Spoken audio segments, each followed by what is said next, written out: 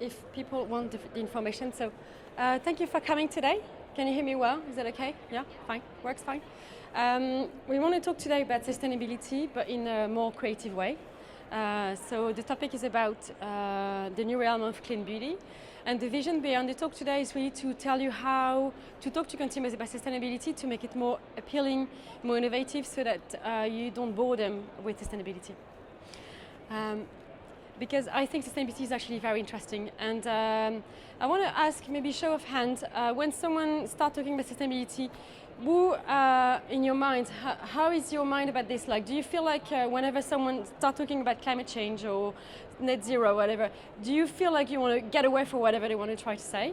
Or do you feel you want to, they attract your attention when it starts? So for me, when I hear sustainability, I want to get away, because do you feel the same? Or do you feel that still you want to listen? Do you think that people are really like open to, to being transparent, etc. today in the beauty industry? Yes, no? For me, I don't think so. I think the honest truth is like people are not really honest about what they're doing with sustainability, and it's a shame because there's a lot happening. So this is me. If you scan the QR code, you can have access to a newsletter. We send a newsletter every 2 weeks, and we just talk about sustainability and innovation, and we help you, I guess, decipher and understand innovation in beauty. We do every year we do like a trend report about sustainability, and we focus on when innovation is happening from the brand side, but also from the supplier side. So this year this is the end of 2025. This is the kind of the last year report. We're revamping this right now, and we usually release it in at the end of March. So the new one is coming soon. But basically, we identify 4 main trends when it comes to sustainability and to product overall. And when I talk about this, I don't just talk about sustainability, but like holistic beauty and having a more like 360 approach when it comes to beauty. Do you understand what I mean when I talk about circularity compared to linear?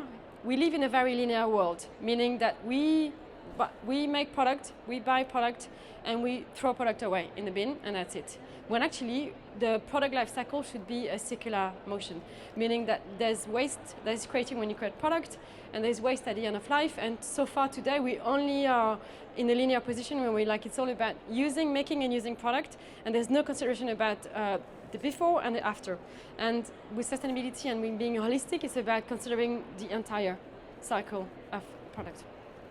Okay, so what I mean by, so we're going to go through all of them: biointelligence, sensorial tech, luxe JVT, and earth couture. And I'm going to explain to you what we see about these trends. We find that for us, talking about sustainability or clean beauty, talking about biotech is a very good way to get consumers' attention, and then you talk about innovation without actually talking about using the word sustainability. I'm gonna take this. I like to. Yeah. Okay. I can move. What do you think? Do you know what is the difference between green, blue, or white biotech? Do you know? Okay. Blue biotech is ocean. Anything related to the ocean, anything related to water, algae, etc. Green biotech is anything related to the plants.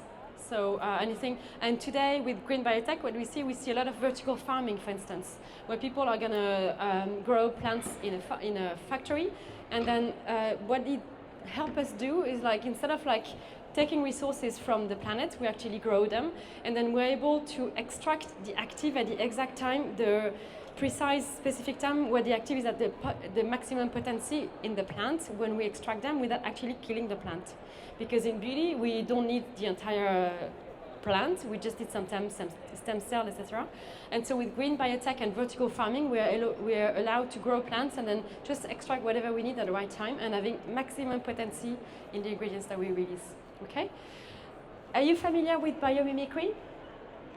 It's mimicking nature. Bio connected to organic, nature, etc. is when we mimic nature. Biomimicry is about replicating how nature works in product development. And for me, this is a really good insight about how we make packaging or we make formulation. Imagine, for instance, picture in your mind the skin of a grapefruit. It's quite sturdy, it's quite strong, but there's little alveoli inside, and then if he falls on the floor, the fruit is still safe. You can open the fruit, and then the inside of the fruit and all the quarter would be really nice and really still good to eat. Imagine if we were to do packaging like this. That would just, if it falls into the floor, then I don't know, it doesn't degrade the formula, it still protects the formula. When you open the packaging, it's still good.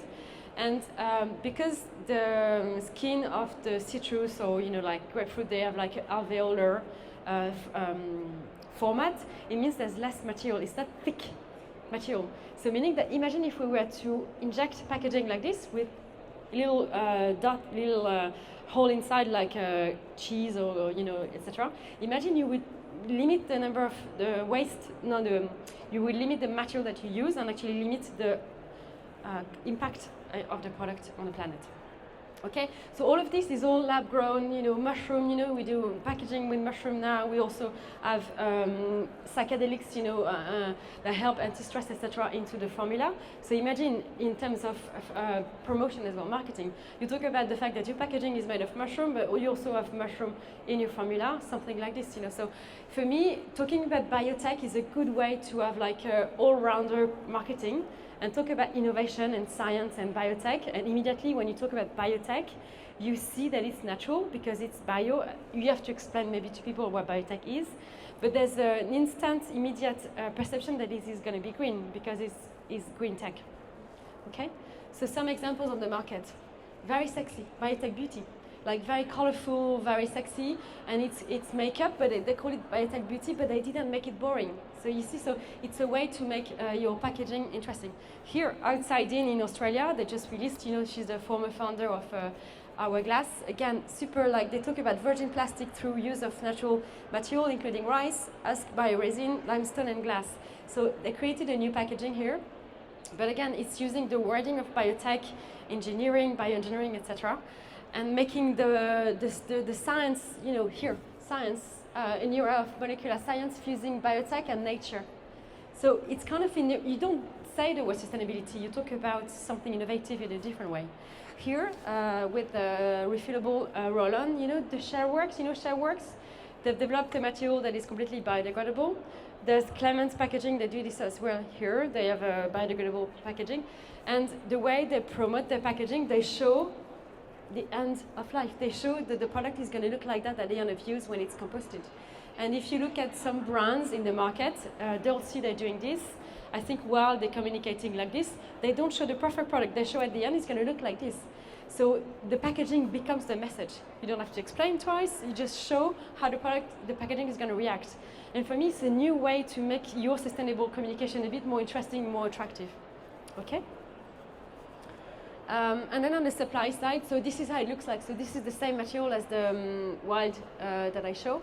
So you see, that's how, and a lot of the brands are using that type of communication now. And also, what's interesting about Shellworks, they want to imprint their name, their logo at the bottom of each of their packaging. So now the packaging manufacturer is not hidden anymore. It's not. It's something that you can promote. And I think it's again, an interesting way to show transparency because you're not hiding your sources from the client, from the customers, but you're showing this to your market. Okay, and there's other example of biotech. You should follow Vitrus Biotech. They always have the most amazing ingredients for formula for personal care active. They've developed last year a booster for SPF. Basically, when you use the ingredient, which is from microbiome. It's a microbiome booster. When you use this, it will activate the protection against the sun. So it's not an anti-UV product, but it will boost your natural active protection on your skin. And it's just using biotech. So it's just super amazing. So that's what they do. Then the cork, using the wood and the cork. I put it this because for me, using wood, they also have created a product called cork. What's the name? Anyway, it's mixing chalk and it's mixing carbon black from wood to make packaging, and I think it's really interesting. And here, I wanted to show this because it's all the pebble shape and an organic shape that we see more in packaging now. There are going to be some more examples in the presentation, but we can see that now people want to taste and feel products that are sustainable and that clean for them. Okay, so the key takeaways that we can take from this is like green science plus nature plus technology is you've got a message here. because you don't need to say your product is sustainable. You can explain how the green science, what's the research behind it, and then you bypass the marketing jargon about the greener version on the market, but you actually tell the story behind the product, how the product has been developed in the market, in the lab, what it takes. It becomes really like fascinating story. And I really think that when it comes to sustainability, people want transparency and showing the lab, showing how your products are made. And did you see like the latest lipstick lesbian? They're going to do leaked labs. They talk about the labs, that the products are coming from the labs. So there's going to be a trend now where consumers want to know what's happening behind the scene. There's no need to hide anymore. You're not L'Oreal, you're not Estée Lauder, you can talk about your suppliers. And I think they're doing a good job at talking about them. Okay, so highlight R&D and manufacturing journey. Okay, makes sense? And I think this trend is going to move towards more symbiosis. Are you familiar with the word symbiosis? It's more like we're in symbiosis with nature. And it's actually we're coming from Anthropocene to Symbiocene, where as the Anthropocene, we are like the human taking advantage of nature, using nature for its own purpose, but not helping nature. And in Symbiocene, like the nature, the human is more in symbiosis with nature and working together. So learning from nature, what is the model, because in nature everything is a cycle. Everything dies, everything is eaten by something. There's like a waste from one side could be used by another species, etc. So how can we learn from nature? So there's a lot of work. I know Pierre Fabre in France, L'Oréal as well, and other companies, they have a biomimicry team now working on this type of innovation, where they have scientists working on biomimicry and finding model in nature to be able to mimic them into what we do for product. It's a long-term process. It's going to be 15, 20 years innovation process, because a lot of the innovation that they find are not technically manufacturable at scale today, but it's getting there. Okay? So it's all about everything is interconnected. Everything should be working together. And AI connectivity will help accelerate that journey as well. Okay? Preservation, acceleration, etc. Okay? I know I talk fast. I hope I keep you connected. I think the next one is about sensorial tech. And this is coming from the fact that, again, about transparency, sustainability needs to be visible and tactile. You need to taste and you need to feel that your product is sustainable. You need to have, for me, I call it visible sustainability. You need to touch wood, you need to touch paper, you need to touch your product, and you need to know that through the feel and the emotional feel, there's a natural aspect of your product, or you know what to do with your product. And I actually think that we should remove label, but then emboss content and labels into packaging, so you remove the waste and you just keep your packaging as simple as possible. Okay? So some of the examples that we see from sensorial tech, Rare Beauty fragrance. It's a very rounded bottle, very easy to use. It's coming from, did you see Tilt last year? They developed a product that was, more ergonomic and easier for people to use with dexterity issues. And I think we really see that now, where the packaging is going to be more ergonomic. Here on this product, I don't know if you see, but there's a fingerprint at the top of the product.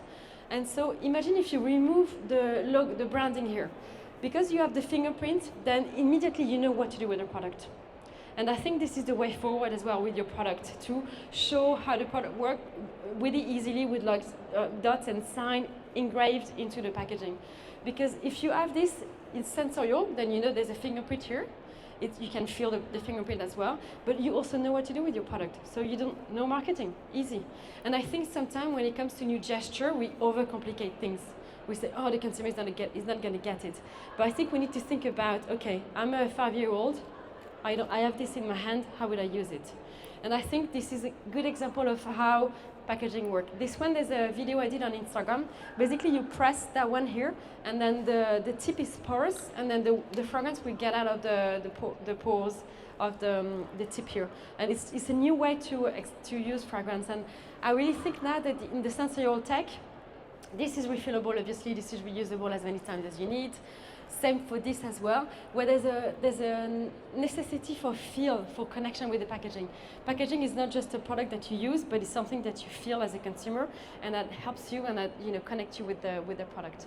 Okay, so this is a way to, for me, here there's there's an engrave also inside the packaging here. So I see there's a way, again, you remove the label, you just imprint everything within the packaging, and so there's a touch and feel, and then it becomes more sustainable because you've got less product, everything is engraved in the packaging.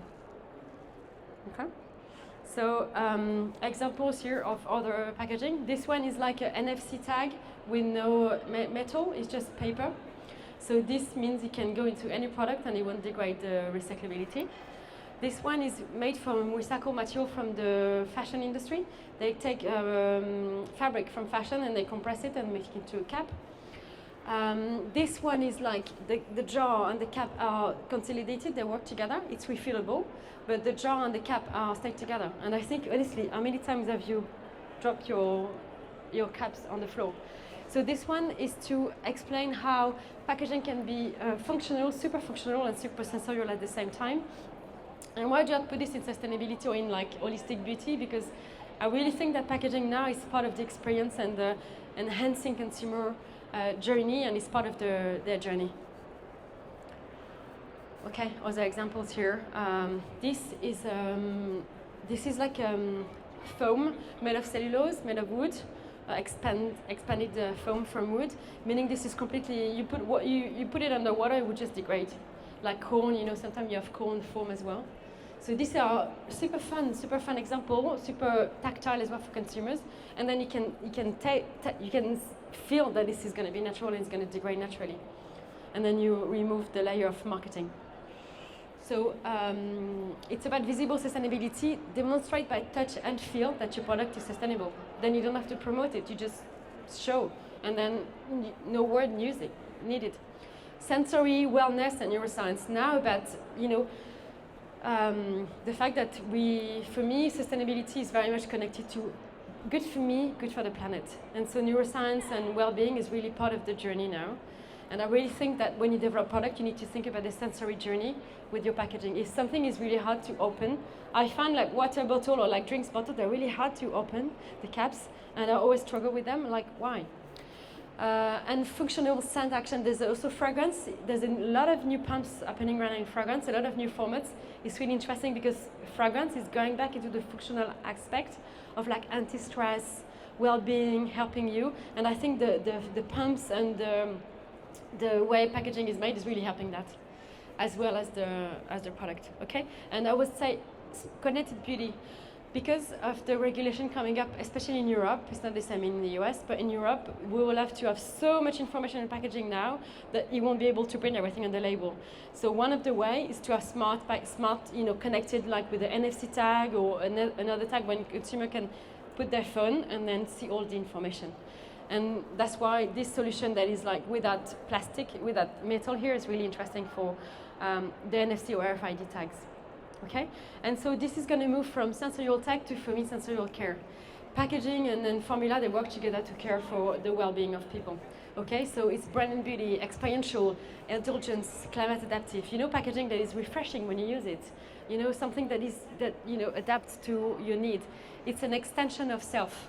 I think packaging should be an extension of self. And then packaging is no longer a waste, but something that is an asset as a brand, as a consumer to use. Okay.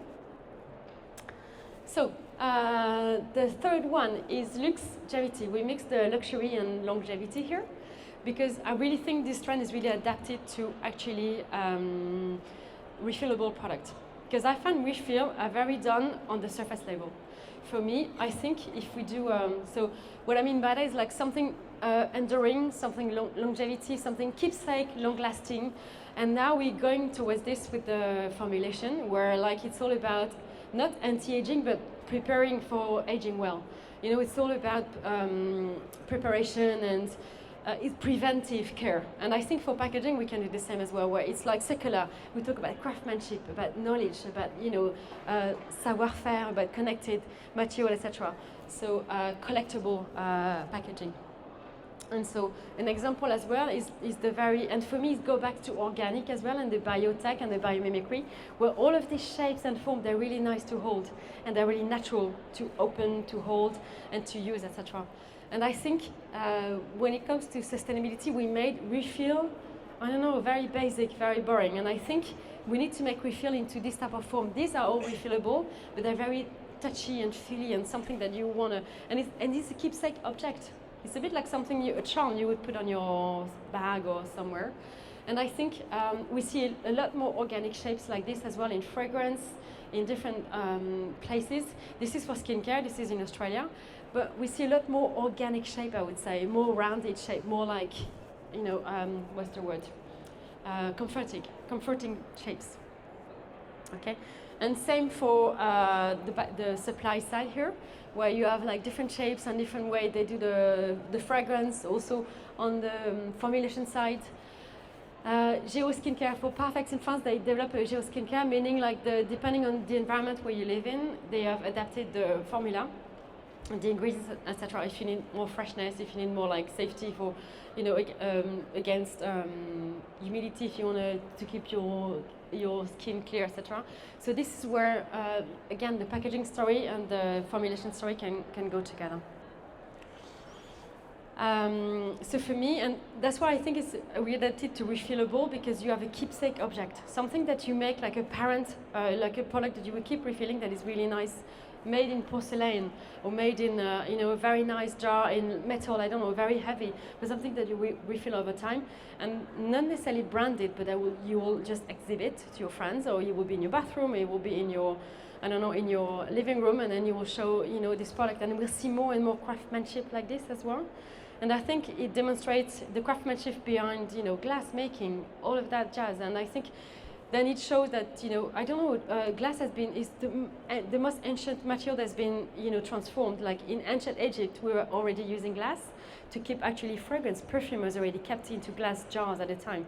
So it's a very ancient making, and I think it's really interesting to talk about that, because inherently, then I think glass, you understand that it's really complex manufacturing. Then you need a special skills to make it. So it's object, not waste. It's an asset, not something that you're going to waste. You give packaging back is lettre de noblesse, I would say in French, but it's like giving it back, to the forefront and giving quality to the packaging. It's experience over consumption. We talk a lot about experiential beauty now, with the wellness trend and the holistic trend, where we need to care for holistic beauty and helping people feel well. Packaging is about experience, not consumption.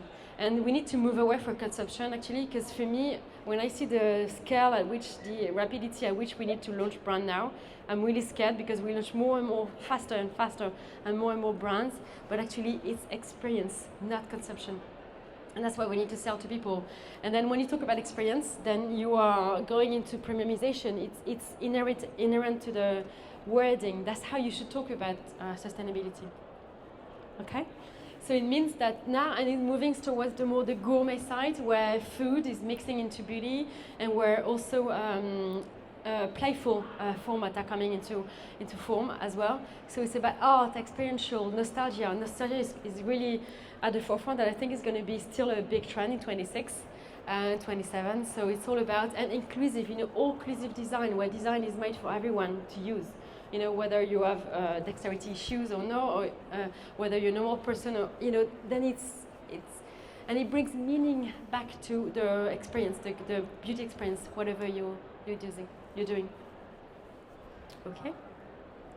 And I think the last one is about earth couture, and we see this as the merging of, for me, like the medical and the beauty. It's not new again, but it's really with the GLP-1, the drugs, and also the aesthetic beauty. It's really now really moving into beauty more and more so. Before, there were two different worlds. You would go to your esthetician to get some treatment, and then you would have your beauty product at home. Now they're really merging together, meaning that now beauty is mimicking medical side. So it's about recovery care, prevention, protection, premiumization, skinification of all of the product. Like there's more skincare ingredients in like sun care now, in makeup, in body care. You got a lot of like skincare ingredients into a lot of the beauty range, and it's multifunctional and again holistic.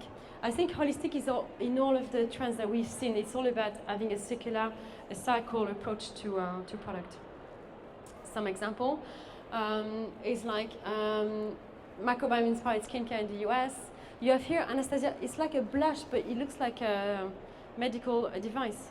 So this is and again, these are not very new example, but this is to show you what's coming up next. Isamaya French with like Again, similar aspect, like it's like a medical product. Onology, they have like a dry formula, it's waterless, so you activate it last minute. It's very high level of active, but because it's dry, it's waterless, you just put it on your hand, you just add a drop of serum or water, and it will just activate, and you can put it on your face. This is a way to save on packaging and transportation, to make sure that the product is safe and any super high potency, because you have a high level of product of active. So you see that the brand is called You're Looking Well. You see, this is really where people are going now. It's about well-being now, more and more well-being through medical research, science and research that we know that is coming on the market.